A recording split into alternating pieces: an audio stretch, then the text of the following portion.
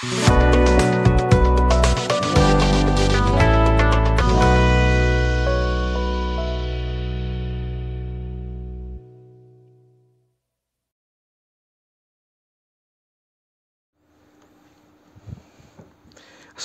warahmatullahi wabarakatuh. Kembali dengan saya Vega Puro Yoga di channel Buta Data. Pertemuan kali ini saya akan membahas terkait dengan lika-liku perjalanan CPNS 2021. Jadi mulai dari pengumuman formasi dan lain-lain sampai dengan pengumuman akhir nilai integrasi nilai SKD dan SKB. Itu pengalaman saya. Jadi waktu-waktunya kapan sih, kenapa memang pemerintah menganjurkan untuk menyelenggarakan P3K saja pada tahun 2022 ini, atas alasan waktu penyelenggaraan CPNS lebih lama dibandingkan P3K yang simpel seperti itu.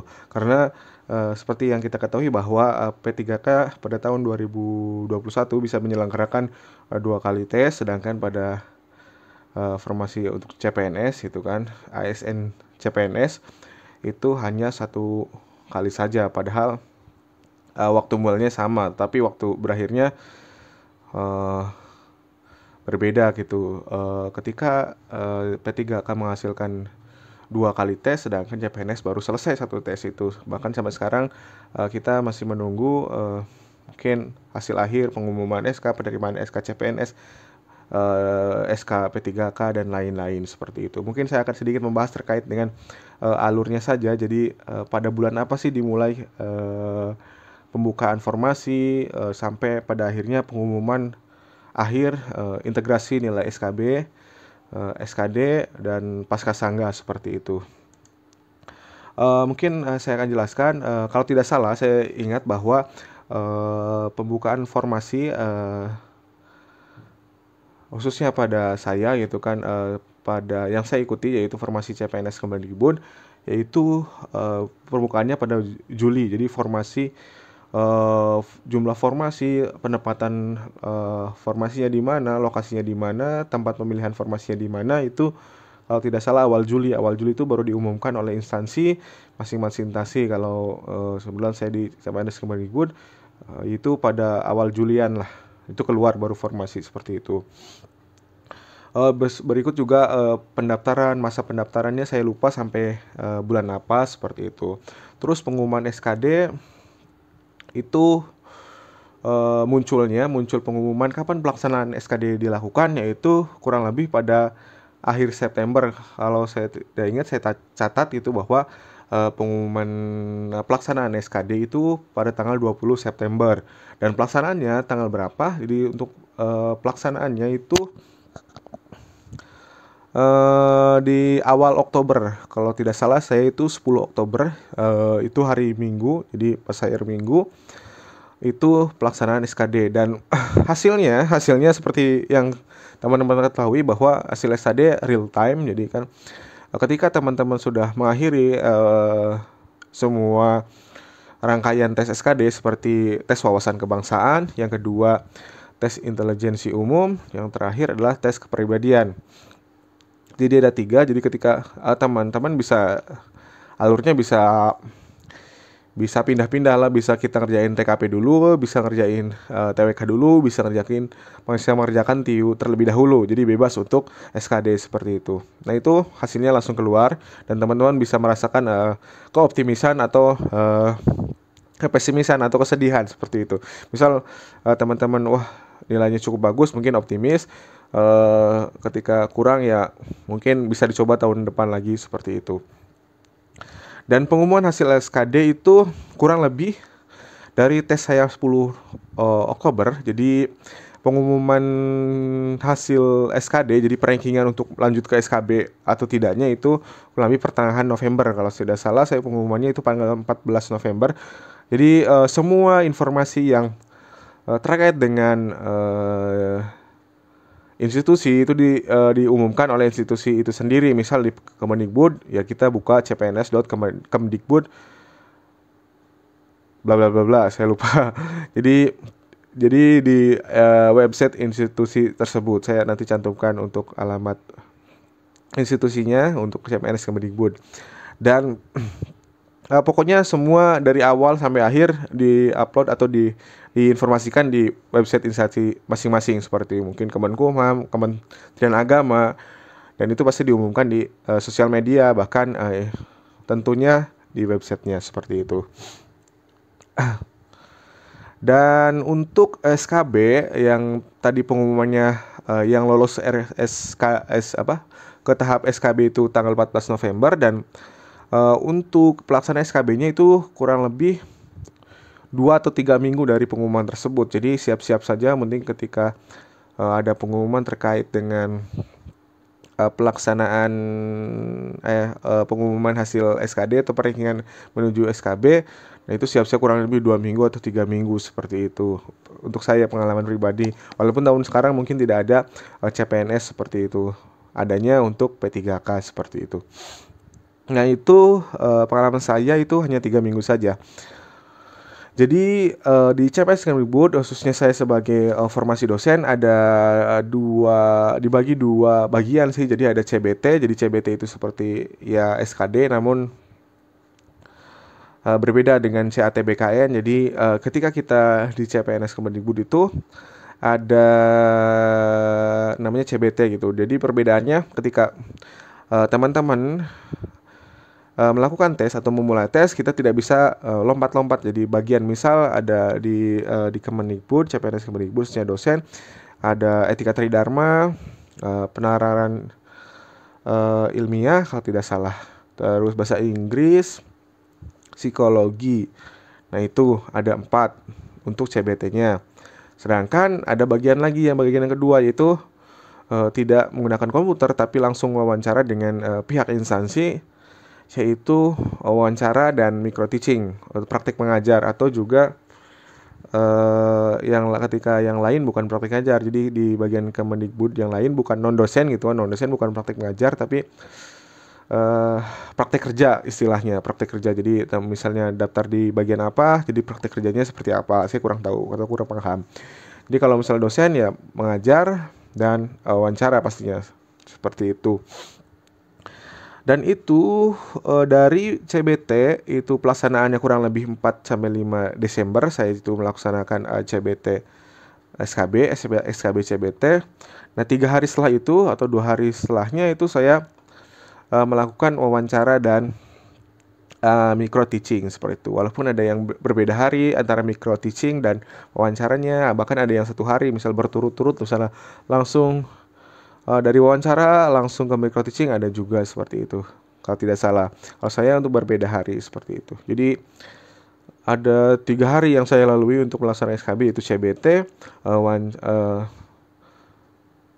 micro teaching dulu, baru terakhir wawancara. Dan wawancara biasanya ketika saya itu diselenggarakan atau yang bertanya itu adalah kaprodi saya sendiri, calon kaprodi ketika saya di instansi tersebut. Yang kedua ya dekan, salah satunya dekan atau pimpinan fakultas di situ seperti itu. Mungkin itu yang saya ceritakan terkait dengan alur SKB-nya seperti apa. Dan pengumuman hasil CBT itu misal pelaksanaannya adalah tanggal 5, jadi pengumuman itu 2 hari setelahnya. Jadi kalau tidak salah itu tanggal 2 Desember ya, 2 Desember atau 8 Desember seperti itu pelaksanaannya. Jadi teman-teman ketika mungkin ada yang pesimis ketika jadi di Kemendikbud adalah salah satu mungkin SKB yang mungkin cukup ngeri lah, mungkin karena setiap SKB itu setiap poin SKB pasti ada passing grade-nya. Jadi ada yang passing grade 4 untuk bahasa Inggris gitu kan.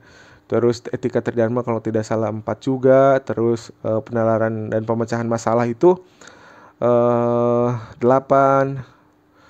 Lalu psikologi itu 136 kalau tidak salah angkanya. Seperti itu. Jadi mungkin salah satu instansi yang memang menerapkan semua komponen SKB memiliki passing grade. Jadi ketika teman-teman tidak lolos SKB gitu kan, CBT-nya, maka bisa kemungkinan nih teman-teman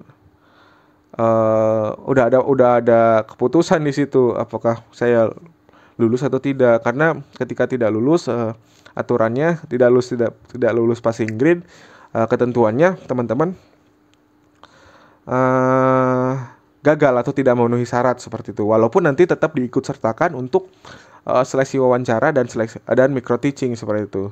Karena itu merupakan rangkaian dari seleksi kompetensi bidang atau SKB seperti itu. Jadi walaupun tidak memenuhi syarat di CBT-nya tetap diikutsertakan seperti itu. Namun ya ketika udah ada hasil CBT tidak lulus passing kita mungkin agak sedih juga gitu kan. Tetap harus melaksanakan, tapi ya karena saya TMS juga gitu kan mungkin ada rasa seperti itu. Tapi semoga kalau ada lagi pembukaan CPNS ini sebagai bahan pelajaran, persiapkan dan banyak-banyak berdoa sih seperti itu. Itu mungkin pengalaman saya gitu kan. Jadi saya juga belum bisa menjelaskan bahwa saya itu hasilnya seperti apa karena belum ada keputusan akhir nih sampai sekarang seperti itu. Belum berarti saya mungkin sudah tenang dan lain-lain. Saya juga masih deg-degan dalam fase ini seperti itu. Uh, untuk pengumuman akhir, jadi setelah pelaksanaan saya itu wawancara yang terakhir itu Desember, dan pengumuman hasil integrasi dan SKB itu Kemendikbud semua instansi dibatasi untuk tanggal 23 dan 24, maksimal 24 pengumuman itu. Tidak ada instansi yang boleh mengumumkan lebih dari tanggal 24. Dan saya menunggu itu dari tanggal 24 sampai dengan malam, sampai larut malam, bahkan sampai masuk ke tanggal 25. Ternyata Kemendikbud belum mengumumkan sama sekali. Jadi Kemendikbud ya mungkin ada wewenang dia bisa bisa melebihi batas waktu yang telah ditentukan oleh BKN seperti itu. Jadi dia lebih dari 25 itu hari apa saya lupa. Jadi siang-siang kalau tidak salah pukul 2 itu pengumuman baru keluar. Jadi hasil pengumuman integrasi nilai SKD dan SKB itu baru keluar dari website CPNS Kemendikbud atau dari grup Telegram yang saya ikuti gitu. Banyak informasi terkait CPNS di Telegram seperti itu. Dan untuk pengumuman itu kalau tidak salah setelah pengumuman akhir ada diberi waktu sanggah berapa hari, saya kurang tahu berapa hari, 3 hari kalau tidak salah atau berapa hari, karena ada beberapa instansi yang tidak serempak, maksudnya pengumuman di SSCASN-nya ada yang masih belum keluar statusnya dan lain-lain gitu kan. Misalnya form untuk sanggahnya belum ada dan lain, jadi beda-beda. Jadi pengumuman hasil akhir sanggah kurang lebih untuk CPNS Kemendikbud itu pada tanggal 20 Januari. Jadi teman-teman itu agak amannya itu di situ. Jadi ketika teman-teman tidak tersanggah atau misalnya aman-aman saja, tidak ada informasi maaf Anda tersanggah gitu kan, tuh gagal gitu kan, tidak jadi lulus gitu atau gimana, itu tanggal 20 Januari. Jadi itu pengumuman pesaing atau kompetitor Anda atau kompetitor teman-teman itu tidak melakukan sanggah terhadap hasil Anda, atau misalnya biasanya yang disering-sanggah itu kelinearitasan pendidikan teman-teman dan lain-lain seperti itu. Nah itu mungkin yang agak deg-degannya di tanggal situ. Terus setelah ada pengumuman hasil akhir sanggah, maka akan ada pengumuman untuk pengisian daftar riwayat hidup. Walaupun itu setiap instansi berbeda-beda munculnya button atau tombol untuk pengisian daftar riwayat hidup. Jadi kita harus ngisi ijazah, surat lamaran, foto, terus surat pernyataan dan lain-lain seperti itu. Nah itu saya kurang mengingat tanggal berapa, jadi lah pokoknya akhir Januari kalau tidak salah, batasnya itu 30 Januari untuk Kemendikbud. Jadi ada suatu keterlambatan yang harusnya tanggal berapa gitu, Kemendikbud memberikan tambahan waktu 5 hari atau seminggu gitu untuk pengisian DRH dan untuk pemberkasan seperti itu. Nah itu mungkin itu saja mungkin yang saya bisa ceritakan. Kurang lebihnya mohon maaf ini karena mungkin awal-awal, jadi saya hanya menceritakan alur perjalanan lika-liku CPNS Kemendikbud mungkin bersama teman-teman, jadi mewakili teman-teman juga alurnya seperti itu mungkin yang saya bisa wakilkan atau yang bisa saya ceritakan seperti itu. Mungkin ada yang jika ada yang ditambahkan silakan menambahkan di kolom komentar, atau menyanggah atau juga menambahkan lah, menambahkan silakan di kolom komentar. Terima kasih atas perhatiannya. Wassalamualaikum warahmatullahi wabarakatuh.